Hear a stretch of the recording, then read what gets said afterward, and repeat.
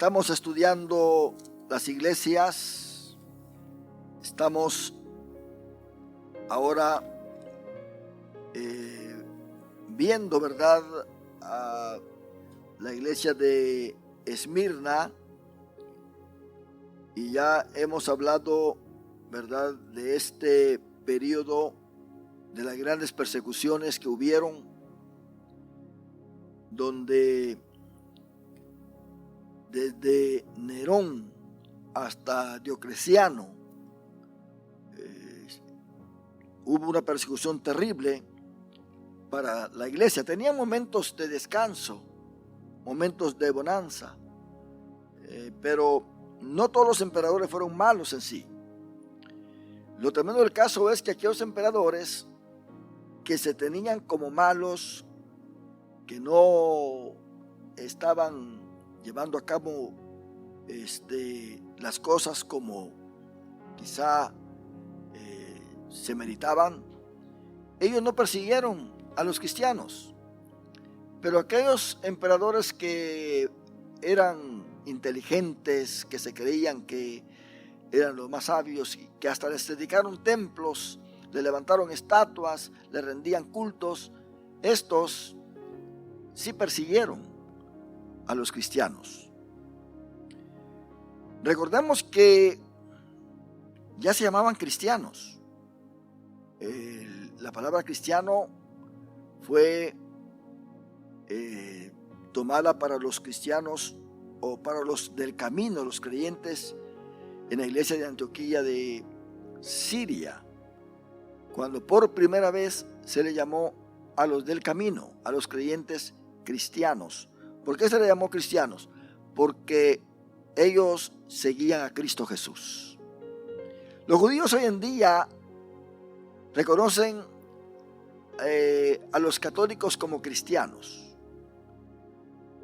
y a los evangélicos como los nazarenos. Hasta el día de hoy, en aquellas áreas de Europa, si usted quiere decir que es un cristiano evangélico, usted tiene que decir que es un nazareno. ¿Por qué? Porque seguimos a Jesús de Nazaret. Y el apóstol Pedro y Juan, cuando levantaron a ese cojo que estaba ahí a la puerta de la Hermosa, le dijeron: en el nombre de Jesús de Nazaret. Había muchos Jesuses. El nombre de Jesús era muy común en el tiempo de Jesús. Y aún aparecieron algunos celotes, unos que querían liberar a Judá de Roma, y algunos de ellos también tenían el nombre de Jesús. Así que ellos decían: yo voy a ser el Salvador de ustedes. Pero el nombre de Jesús fue tomado y dado por Dios, porque Jesús iba a salvar a su pueblo. Y es un nombre que se extiende en su poder hacia los gentiles, porque también nos ha salvado a nosotros de todos nuestros pecados. Y por supuesto, estos cristianos honraban a Dios. Ellos no tenían templos grandes, alquilaban casas. Muchos de ellos estaban en las catacumbas, en esas cuevas, hacían sus cultos, así como los cristianos de China lo están haciendo ahora, que están escondidos, están allá en lugares remotos. Ahí están haciendo sus cultos, donde se mueve el poder de Dios. Antes los cristianos eran pobres, pero había mucho espíritu de Dios, mucho poder de Dios. Y eso es lo que se requiere cuando alguien le sirve al Señor. Uno está en el evangelio para estar lleno del poder de Dios. Los religiosos allá tienen su religión, pero están vacíos. La iglesia se distingue entre las demás religiones. Digo demás porque muchos consideran la iglesia como una religión, la iglesia de Cristo, pero realmente es una relación que tenemos con Dios. En vez de decir que es una religión, es una relación, ¿verdad? Estamos relacionados con Dios a través de Cristo. Entonces, se distingue porque la iglesia es templo y morada del Espíritu Santo. Esa es la gran diferencia que hay. Usted es cristiano porque tiene el Espíritu Santo. Usted no es cristiano porque está viniendo a la iglesia y tiene una tarjeta de membresía y porque dice que es evangélico. No, no, no. Usted es cristiano porque su cuerpo y su vida es templo y morada del Espíritu Santo.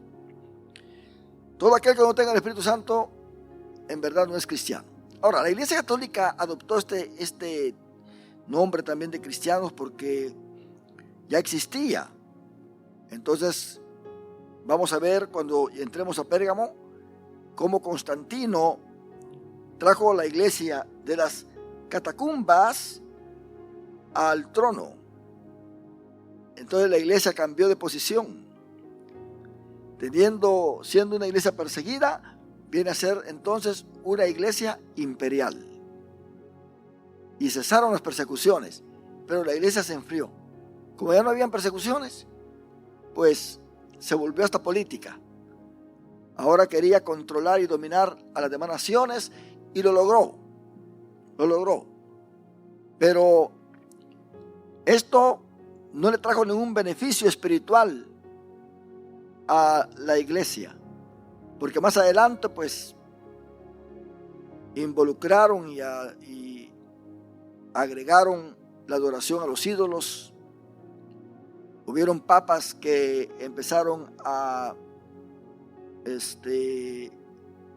agregar en sus concilios nuevas dogmas. Y estas dogmas pues comprometían al pueblo en muchas cosas religiosas que no eran de acuerdo a la Biblia. Entonces vino en sí la adoración o la veneración a María. Ellos empezaron a tener íconos.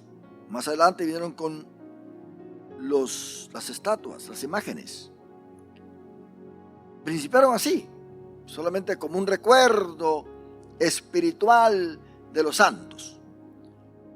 Pero luego vinieron otros papas donde empezaron ya a meter al pueblo en la idolatría, adorando a los santos, a María. Luego después apareció otro papa que dijo que María fue llevada al cielo, que no murió, y que Dios la sentó a la diestra de Cristo. Así que no solamente Cristo se ha sentado a la diestra del Padre, ahí está María también, intercediendo por todos nosotros, como que Cristo no fuera suficiente. Pedro dijo: en ningún otro hay salvación, porque no hay otro nombre dado a los hombres en quien podamos ser salvos. Ahora, todo esto no está en la Biblia de que María fue llevada al cielo, no se encuentra. Pero como también vino otro concilio donde se aprobó la infalibilidad papal, dando a entender que lo que el Papa dice es de igual valor a lo que la Biblia dice. Entonces, no solamente agarran la Biblia, sino que también la tradición. Entonces, la tradición y la Biblia están en el mismo nivel. Por lo tanto, como este Papa es infalible, pues se tiene que aceptar lo que diga, porque lo trajo en un concilio y fue aprobado por los demás obispos que estaban en ese concilio. Así que trajeron todas estas dogmas, y esto es lo que ha confundido al pueblo católico. Si al pueblo católico no le hubieran dado todas estas cosas y se hubieran centrado en la Biblia, el asunto hubiera sido diferente. Martín Lutero no hubiera venido con una reforma, con una protesta, porque más adelante se les enseñó sobre la confesión al cura, donde los pecados eran perdonados por el mismo hombre, pero el hombre no puede perdonar pecados. El único que perdona nuestros pecados es Dios. Si se aplica la sangre de Cristo Jesús. Sin la sangre de Cristo no hay perdón de pecados. Por eso dice 1 Pedro capítulo 1 versículo 2 que somos rociados con la sangre de Cristo. Esta sangre es la que nos limpia a nosotros de todo pecado. Así que, hermanos, el tiempo de la persecución es representado por la iglesia Esmirna, que viene o llega hasta el año, podemos decir, 316, ya que fue en el 313 que Constantino llega al poder y él liberó al pueblo cristiano de las persecuciones. Trajo muchos cambios al Estado. El problema mayor aquí fue que Constantino unió la iglesia al Estado. Nosotros aquí en Estados Unidos vemos que la iglesia no está adherida al Estado. La iglesia pues es algo que está aparte de las exigencias del Estado a la ciudadanía. Por ejemplo, en Estados Unidos la iglesia no paga impuestos como iglesia, dando a entender que cuando se compra una propiedad no se pagan los impuestos. Los ministros tienen ciertos privilegios de agregar deducciones a las deducciones ya establecidas y válidas por el IRS. Entonces hay privilegios que la iglesia tiene, pero la iglesia no se puede meter en la vida política. Si una iglesia es 501c3 como somos nosotros y empezamos a darle apoyo a un candidato que está corriendo para presidente o para senado y todo eso, ningún ministro puede tener el derecho de aconsejar a su iglesia que vote por fulano de tal. Nosotros, los ministros, estamos completamente, o se nos ha prohibido que hablemos de política, del altar. Una iglesia que por motivo accidental agregó un artículo político y la descubrieron y le quitaron todos sus privilegios. Todos sus privilegios. Ya el Estado no la reconoció como iglesia porque habló de política apoyando a uno de los candidatos que estaban corriendo para presidente. Pero Constantino unió a la iglesia con el Estado, de tal manera que la persecución paró, pero ahora se transformó en otra clase de persecución. ¿Se da cuenta? Aquella persecución humana que había desapareció, pero ahora la persecución de la iglesia fue diferente. La persecución continuó, pero de una forma diferente ahora. Internamente, doctrinalmente, teológicamente. Porque aparecieron teólogos como Arrio, que negaba la divinidad de Jesús, que negaba la naturaleza de Jesús como un Dios encarnado. Él dijo que Jesús fue un Dios creado. O sea, no Dios creado, sino fue un ser creado. Y así se incorporaron otras doctrinas. Y por eso fue que Constantino llegó a juntar a todos los obispos en el año 325 y por primera vez se llevó a cabo lo que se conoce como el Concilio de Nicea, para establecer un credo acerca de la persona de Jesucristo.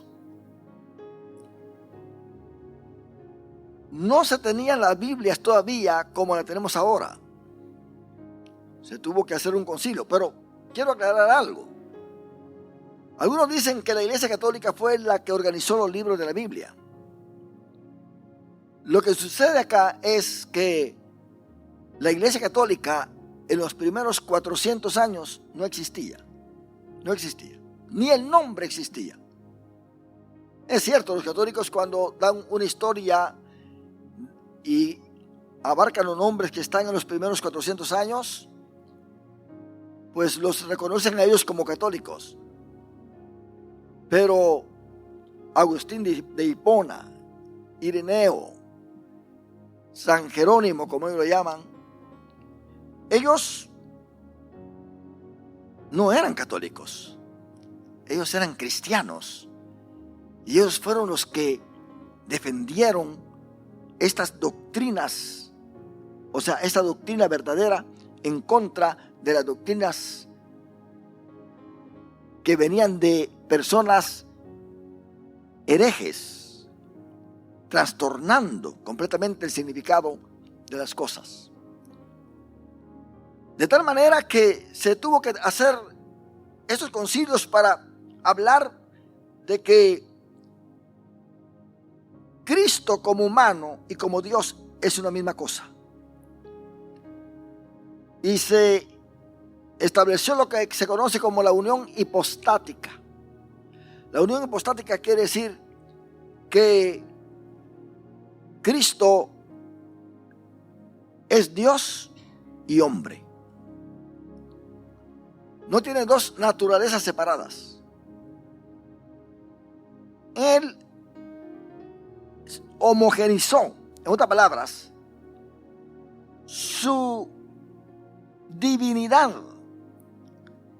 vino a tomar humanidad, pero recordemos que Él no tiene un cuerpo como el que tenemos nosotros ahora.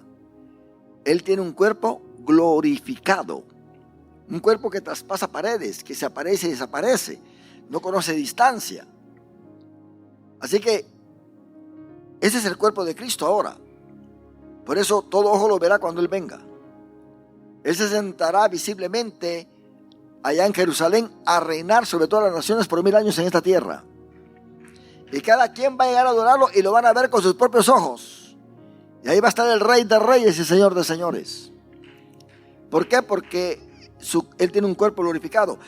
Y no es que tenga dos naturalezas, es una naturaleza. Él es Dios. Colosenses 2 dice que en Él habita corporalmente toda la plenitud de la deidad, la divinidad. En Él habita corporalmente. ¿Por qué se discutió todo esto y se hizo el credo acerca de Jesucristo, de que Él no tiene dos naturalezas, sino que solamente una naturaleza? Porque se levantaron unos diciendo que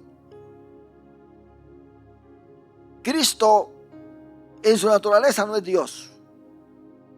Lo que a Él lo hace Dios es solamente su divinidad, pero humanamente no es Dios.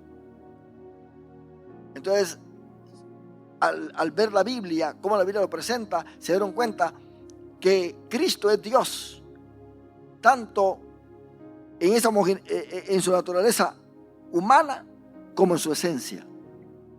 Él es el mismo Dios. Por eso Tomás dijo: yo no voy a creer hasta que toque sus heridas. Y cuando tocó sus heridas, se dio cuenta que era el Cristo Todopoderoso, el Dios. Y cayó de rodillas y lo adoró. Y le dijo: mi Señor y Dios. Porque a este Cristo, hermano, nadie lo puede humillar ahora. Nadie lo puede bofetear ahora. Él es un Cristo transformado que está en gloria, como lo ve Juan en el capítulo 1 de Apocalipsis. Se levantaron otros diciendo que Cristo nunca fue un ser humano. Eso es antes de que se terminara el siglo IV, o sea, los primeros 400 años. Y ellos dijeron de que Jesús vino a ser hijo de Dios desde el bautismo. Cuando Él se bautizó, se oyó una voz del cielo que dijo: este es mi hijo amado en quien tengo complacencia. A partir de ahí, Cristo vino a ser hijo de Dios. Pero, ¿qué dice la Biblia? Que el ángel Gabriel se le apareció a la Virgen María y le dijo: y este ser será llamado Hijo del Altísimo, porque será engendrado por el Espíritu Santo. Por eso en Hebreos capítulo 10 dice Jesús: y me preparaste cuerpo. Y dije: he aquí vengo, Dios, para hacer tu voluntad. ¿Se da cuenta? Entonces sucedió que tuvo que haber otro concilio para venir en contra de esta herejía. Que Jesús dejó de ser hijo de Dios cuando en la cruz dijo: consumado es. El Padre lo abandonó. Ya no era mi hijo, le dijo. Ahora, ok, ya estuvo. Ya terminé de hacer la obra. Pero eso no trabaja de esa manera. Si usted lee Romanos capítulo 1, se va a dar cuenta que Cristo vino a ser hijo de una manera tan especial. Y esto lo tenemos nosotros que ver muy bien. Romanos capítulo 1, y eso va a estar en el versículo 4. Vamos a leer el versículo 2. Que Él había prometido antes por sus profetas en las Santas Escrituras acerca de su Hijo. Note bien, hijo. La palabra hijo ahí está con letra mayúscula porque se está hablando de su esencia. Un hijo es uno que ha sido engendrado, ¿no es cierto? La pregunta es: ¿fue Cristo engendrado en el cielo por el Padre? Y si fue engendrado en el cielo, ¿quién fue su madre? Cristo es eterno. Él no tiene principio ni tiene fin. Él es Dios. En el Antiguo Testamento, alguien quería decir o mencionar a Dios, también decía Hijo de Dios, como lo hizo Nabucodonosor. ¿Cuántos se echaron ahí? 3, pero yo veo 4, y el cuarto es semejante al Hijo de los dioses. ¿Qué quiso decir Nabucodonosor con eso? Que el cuarto era Dios. Era el Dios que estaba ahí presente con ellos.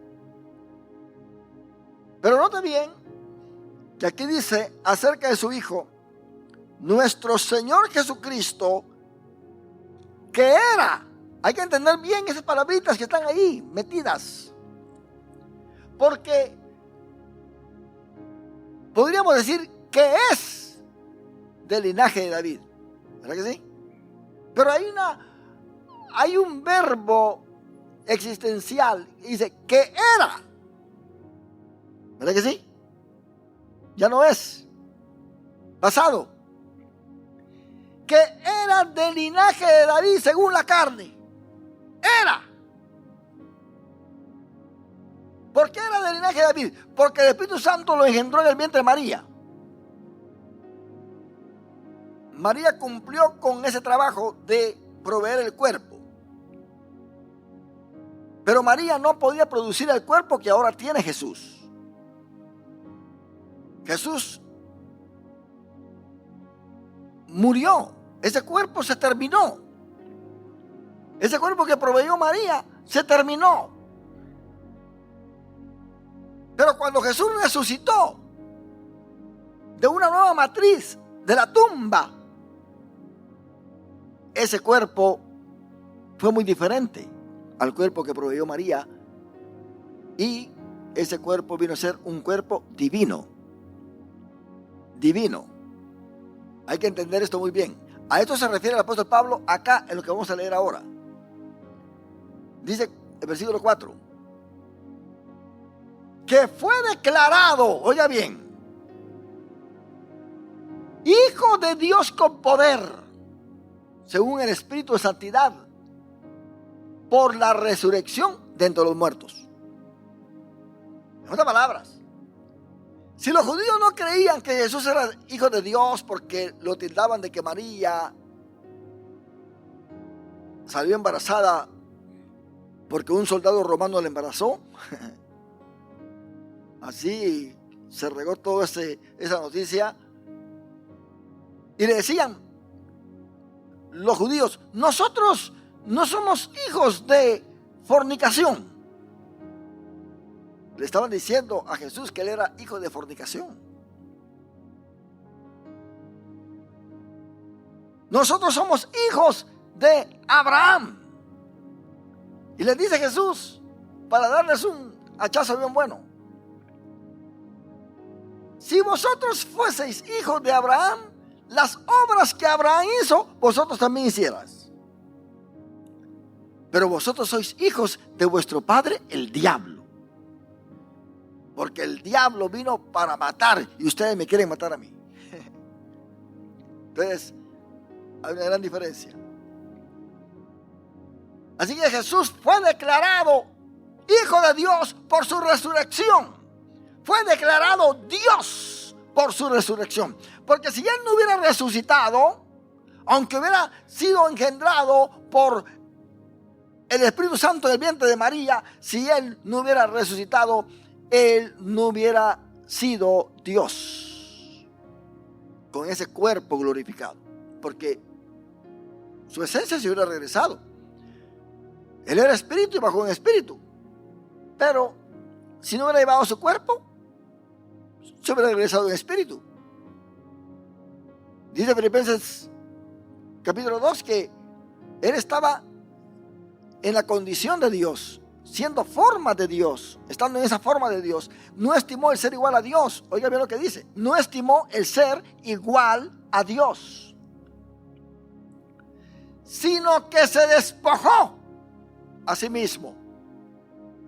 Se salió de allí, de ese círculo, para venirse a encarnar, y se encarnó. Pero cuando Él muere, su cuerpo humano hasta allí llegó, en esa categoría. Pero al resucitar, ahora es declarado Hijo de Dios. Y esto es muy hermoso, hermano, porque la declaración aquí toma un significado bastante profundo. Al decir fue declarado, fue certificado. En un matrimonio el padre puede engendrar un hijo, pero no viene a ser su hijo legalmente hasta que es declarado su hijo a través del certificado, a través de los documentos que establecen su nacimiento, porque Él le otorga su apellido. ¿Se da cuenta? Le otorga su apellido. Entonces es hijo de fulano, porque le dio su apellido. La fe de edad así lo indica, ¿sí o no? Porque nosotros sabemos quiénes son nuestros padres, por la fe de edad. Ahí tenemos nosotros que nuestros padres nos reconocieron como sus hijos. Por eso somos hijos de ellos. Si no existiera ese documento, ese certificado, nosotros no podríamos decir que somos hijos de fulano o de sutano. Históricamente lo decimos. Pero si no hemos sido reconocidos, no somos hijos legítimos. Así que Jesús vino a ser hijo de Dios por la resurrección de entre los muertos. Si no lo estoy diciendo yo, lo dice la Biblia. ¿Es que sí? Lo dice la Biblia. Entonces dejó de ser hijo de María. Dejó de ser hijo de María. Porque ahí no sale del vientre de María, sale del sepulcro, de una nueva matriz, sale con un cuerpo glorificado. ¿Quién allí lo engendró entonces? El Padre. Dice Pablo que el Padre lo resucitó, lo levantó de entre los muertos. Ese es un trabajo del Padre en el cuerpo de Cristo. Y esta creencia, mis hermanos, estaba entre los judíos y Jesús la menciona. Vamos a ver si encuentro este pasaje. Jesús menciona esto allí en Lucas capítulo 20, del versículo 27 al 36. Ese era el concepto judío. ¿Usted sabe que los judíos querían matar a Lázaro después de que Jesús lo resucitó? Pero ellos sabían que Lázaro ahora ya no era cualquier Lázaro. Lázaro ahora era declarado hijo de Dios. Porque había tenido 4 días de estar ahí sepultado y Cristo lo resucitó. Ahora Lázaro no era cualquier Lázaro. Hay que respetar a Lázaro porque es ahora declarado hijo de Dios. Por eso Jesús llegó a resucitarlo al 4º día, porque si lo hubiera resucitado el 2º día, los judíos pensaban que estaba en coma. Por eso fue que cuando Jesús resucitó a la muchacha de 12 años, no hicieron tanta admiración. Cuando resucitó al hijo de la vida de Naín y lo levantó del féretro, solamente dijeron: parece que este es profeta. Porque ellos, si no está certificado el cuerpo al 3er día de que ya realmente el espíritu se salió, porque pensaban que al 3er día el espíritu se salía, entonces la persona estaba en coma, no estaba muerta. Mas, sin embargo, Cristo llegó al 4º día para comprobarles que Lázaro estaba muerto, pero bien muerto. De tal manera que Marta le dijo: no quite la piedra porque hiede. Cristo entonces les demostró que Él es la resurrección y la vida. Ahora, ve usted lo que pasa acá. Y aquí es donde nosotros descubrimos el pensamiento judío. Lucas 20, 27. Llegando entonces algunos de los saduceos, los cuales niegan haber resurrección, le preguntaron. Los saduceos son judíos, pero ellos tienen la filosofía griega. Ellos optaron el concepto filosófico de los griegos,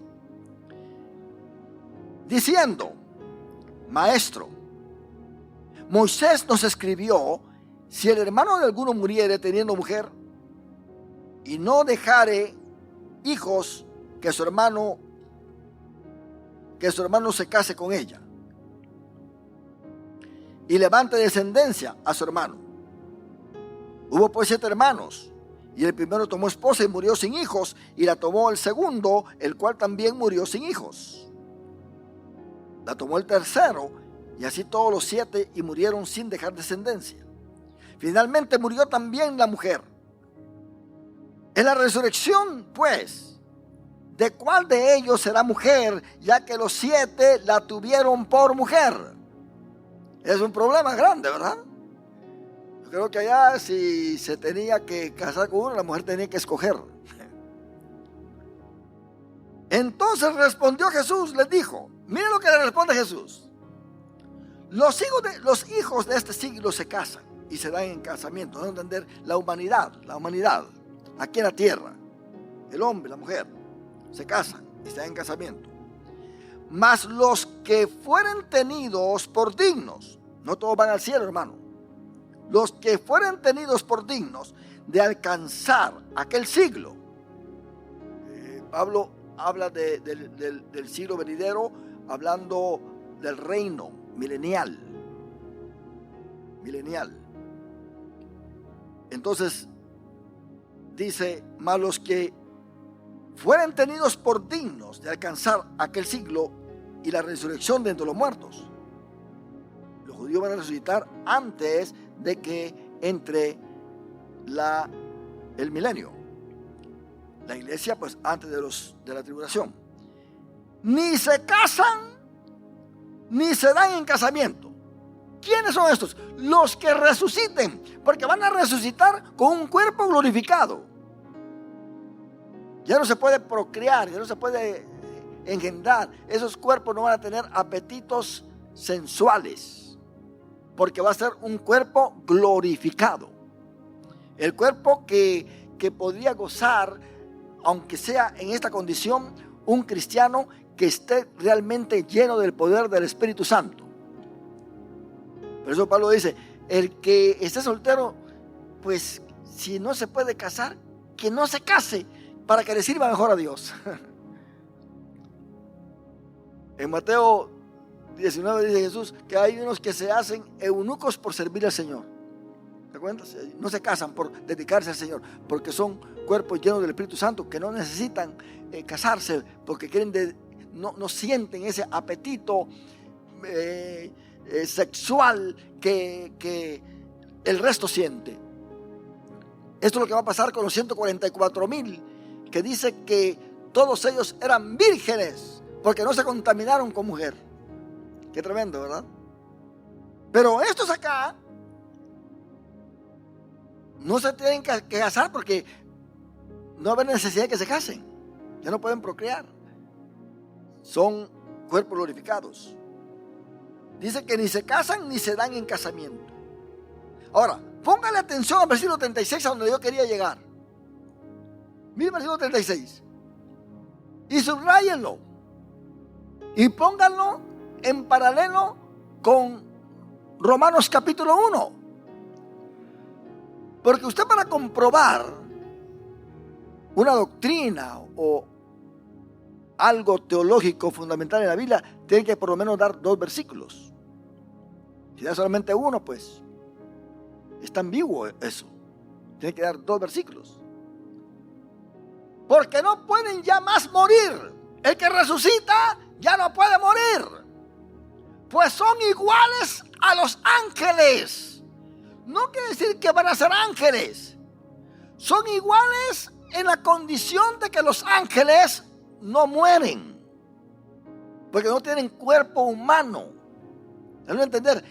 Estos hijos de Dios van a tener cuerpo, pero un cuerpo glorificado como el que Jesús tuvo.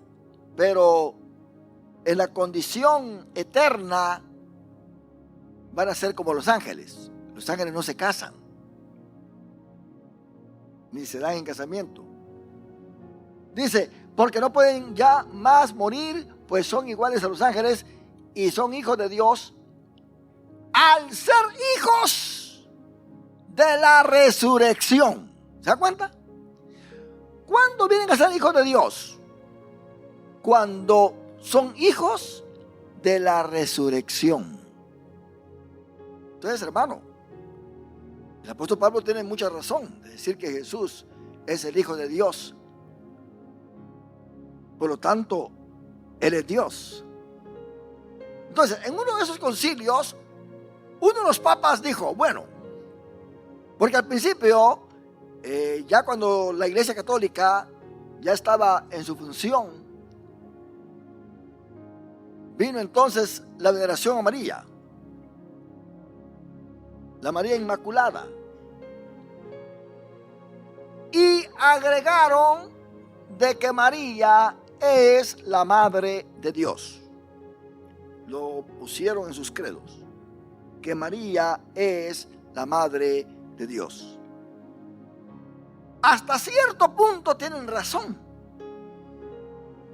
María proveyó el cuerpo que ahora está glorificado. ¿quién fue el que se encarnó en ese cuerpo? Dios. Pero se tiene que hacer una distinción bíblica, no de concepto humano, no de creencia humana, sino que tiene que estar apoyado por la Biblia. María proveyó el cuerpo. Dios vino y se metió en ese cuerpo. Ya sale Jesús. Él es Dios. En ese aspecto, María es la madre de Dios, porque Dios está encarnado en ese cuerpo que ella proveyó.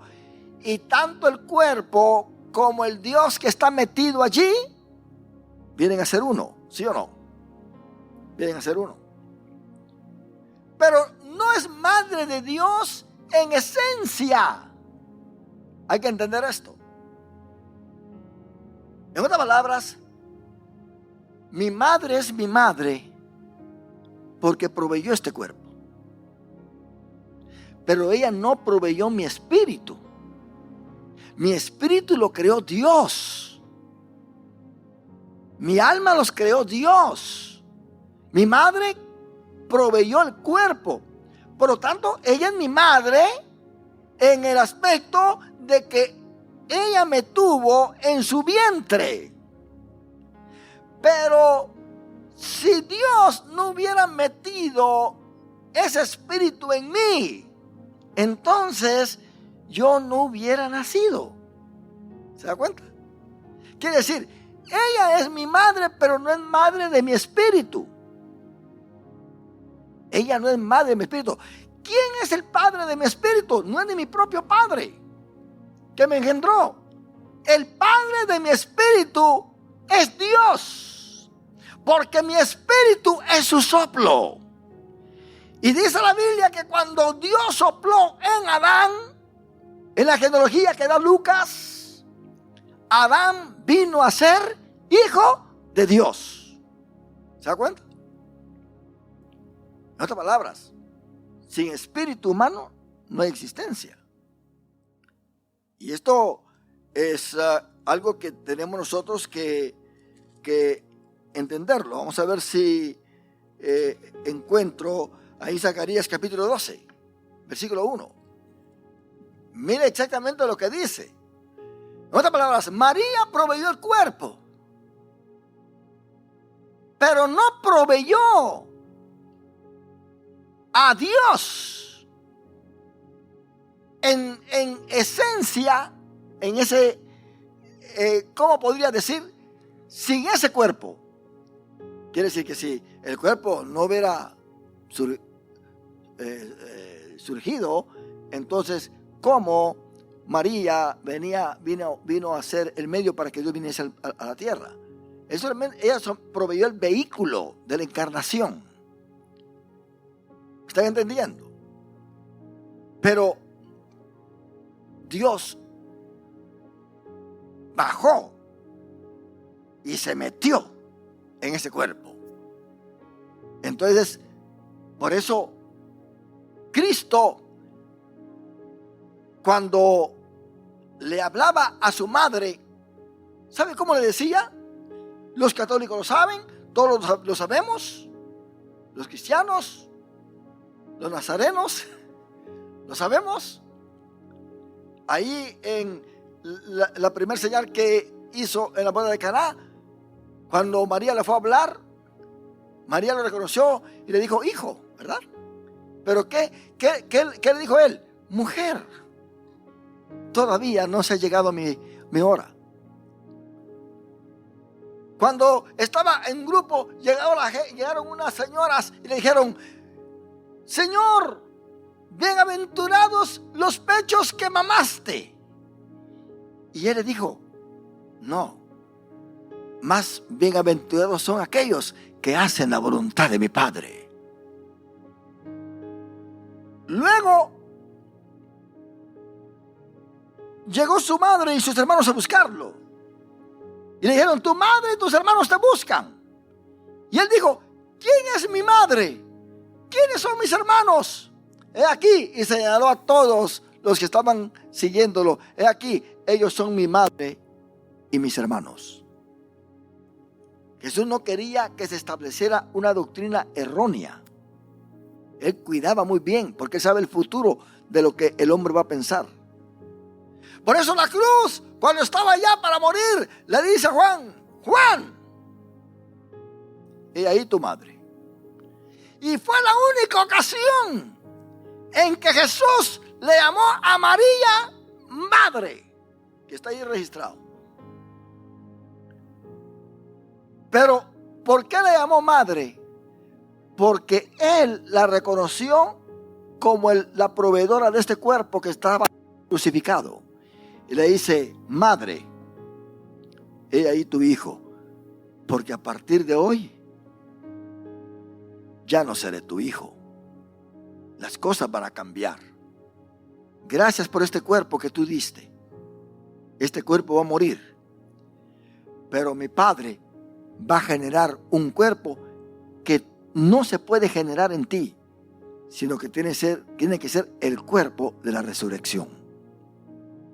Y resucita con un cuerpo glorificado, y entonces es declarado Hijo de Dios. Qué hermosa es la teología cuando se entrelaza y se puede descubrir estos misterios maravillosos que hay en la Biblia. No podemos decir que María no es la madre de Dios en el aspecto general. Ella contribuye para que la manifestación de Dios se dé a los hombres. Pero María no podía proveer a Dios, sino que Dios de tal manera amó al mundo que envió a su Hijo unigénito, para que todo aquel que en él creyera no se pierda, mas tenga la vida eterna. Ahora, miren Zacarías 12:1 lo que dice: profecía de la palabra de Jehová acerca de Israel. Jehová que extiende los cielos y funda la tierra, y oigan lo que dice, y forma el espíritu del hombre dentro de él. Entonces, ¿quién es el que forma el espíritu del hombre dentro de él? Dios. Dios. Por eso es que en el Salmo 2, vea bien lo que dice el Salmo 2 cuando habla del reino milenial, acerca de ese hombre con un cuerpo glorificado que va a estar reinando durante el milenio. Vea lo que dice. ¿Cuándo fue que sucedió esto? Salmo número 2. ¿Por qué se amotina la gente si los pueblos piensan cosas vanas? Se levantarán los reyes de la tierra y príncipes consultarán unidos contra Jehová y contra su ungido.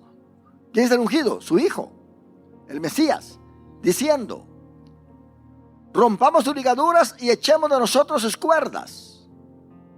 El que mora en los cielos se reirá, el Señor se burlará de ellos. Luego hablará a ellos en su furor y los turbará con su ira. Pero yo he puesto mi rey sobre Sión, mi santo monte. Yo publicaré el decreto. Jehová me ha dicho: mi hijo eres tú, yo te engendré hoy. Jehová me ha dicho: mi hijo eres tú, yo te engendré hoy. En el bautismo de Jesús él dice: este es mi hijo amado. Luego en el monte de la transfiguración vuelve a decir: este es mi hijo amado, a él oíd. ¿Cuándo es que el Padre lo engendró? Cuando lo engendró en el vientre de María. Vino a ser su hijo. Y es muy importante esto, de entender de que cuando Gabriel le dijo a María acerca del nacimiento de Jesús, que el Espíritu Santo iba a venir a hacer sombra, le dijo que este sería llamado Hijo del Altísimo. Hijo del Altísimo. Y esto, hermano, es importante, Porque mire lo que le dijo Elizabeth a María cuando la fue a visitar. Y vamos a leer este pasaje. Lucas capítulo 1, versículo 39. En aquellos días, levantándose María, fue deprisa a la montaña, a una ciudad de Judá, y entró en casa de Zacarías y saludó a Elizabeth. Elizabeth era su parienta. Algunos dicen que eran primas, pero María era de Judá y Elizabeth era de la tribu de Leví. Eran parientes. Ahora, y aconteció que cuando oyó Elizabeth la salutación de María, la criatura en su vientre saltó. Y Elizabeth fue llena del Espíritu Santo. Imagínense, se llevaban 6 meses nada más. Juan le llevaba 6 meses a Jesús. Y cuando llega María, Juan, que estaba en el vientre de Elizabeth, saltó, porque ahí venía el Dios de él. ¿Se da cuenta? Ahora dice, y fue llena del Espíritu Santo, y exclamó a gran voz y dijo, dice, bendita tú entre las mujeres, y bendito el fruto de tu vientre. ¿Por qué se me concede esto a mí, que la madre de mi Señor venga a mí? ¿Se da cuenta? Le digo, en base a que ella es la proveedora del cuerpo, ella viene a ser no la madre de Dios en esencia, sino la madre del Dios encarnado. Aquel cuerpo que ella provee, ese cuerpo misterioso y poderoso, virtuoso, que cuando la mujer con el flujo de sangre lo tocó, ella sanó. Los demás lo tocaban y sanaban. Este cuerpo tenía virtud. Por eso aquí viene Elizabeth y le dice, ¿por qué se me concede esto a mí, que la madre de mi Señor venga a mí? Porque tan pronto como llegó la voz de tu salutación a mis oídos, la criatura saltó de alegría en mi vientre. Y bienaventurada la que creyó, porque se cumplirá lo que le fue dicho de parte del Señor. Entonces María alaba al Señor en el versículo 46. Y dice, entonces María dijo, engrandece mi alma al Señor, y mi espíritu se regocija en Dios mi Salvador. Ella sabía que el que estaba ahí era su mismo Dios, su creador. Por eso hay un misterio que encuentra. Dice, ¿cómo es posible que yo venga a tener o a ser la madre de mi Señor? Si Juan mismo dijo, antes de que yo fuese, ella era. Yo no soy digno de desatar las cuerdas de su calzado, porque eres antes de mí. Juan le llevaba 6 meses. Pero como Dios es Dios, Él hace lo que Él quiere. ¿Y quién le va a preguntar a Dios? ¿Quién le va a preguntar a Dios? Ahora, déjeme decirle, ¿por qué nosotros somos llamados hijos de Dios? Porque tenemos en nosotros al Cristo resucitado. Ese Cristo, dice Gálatas, Pablo a los Gálatas, que adentro de nosotros Él clama y dice, Abba, Padre. Y en Romanos 8 dice que por cuanto tenemos ese espíritu en nosotros, también nosotros adoramos a Dios y decimos, Abba, Padre. Dando a entender que la presencia de Cristo en mí y en ti nos hace decir, Abba, Padre, Padre. Podemos llamar a nuestro Dios Padre porque el Espíritu de Cristo resucitado está en nosotros y garantiza nuestra resurrección. Si no hubiera resurrección, dice Pablo, si Cristo no hubiera resucitado, nuestra salvación o nuestra fe sería vana. Pero somos hijos de Dios por la fe, porque tenemos a un Cristo resucitado.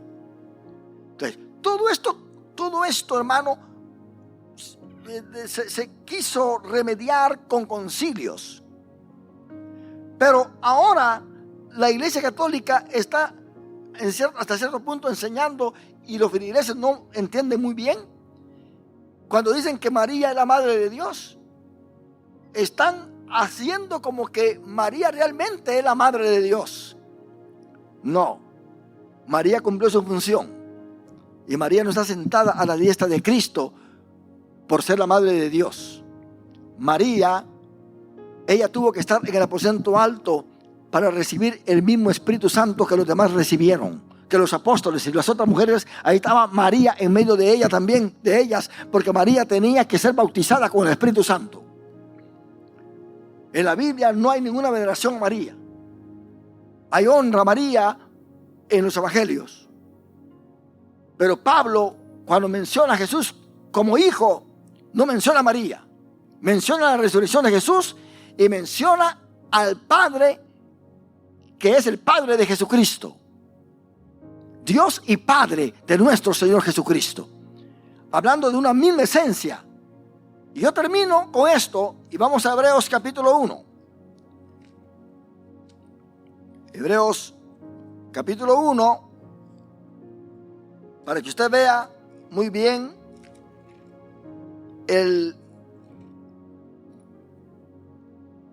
la proyección del Dios a esta tierra a través del cuerpo de Cristo dado por María. Versículo 3.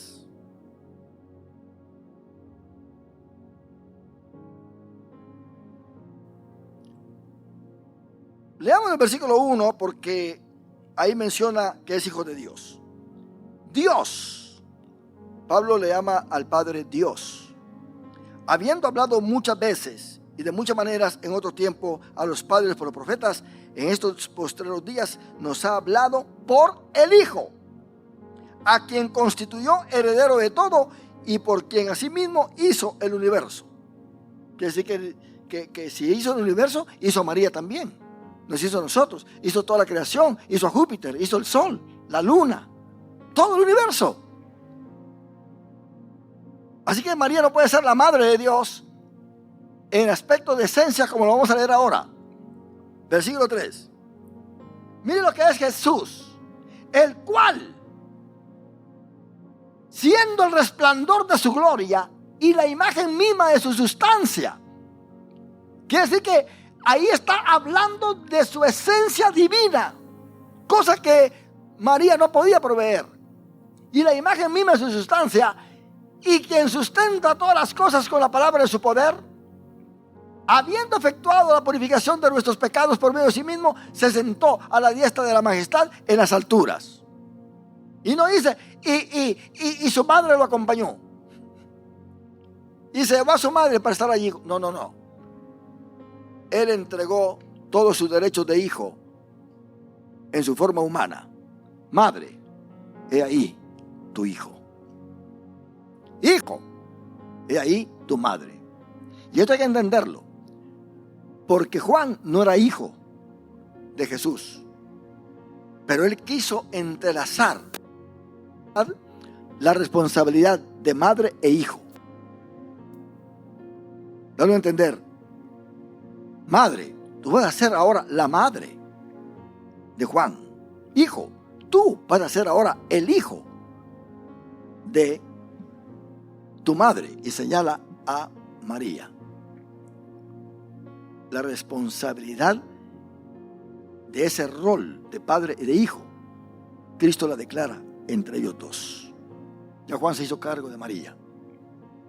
Y María, según se conoce, su tumba está en Éfeso. Más adelante, como le digo, se levantó este papa diciendo de que María nunca murió y que esa tumba pues no vale.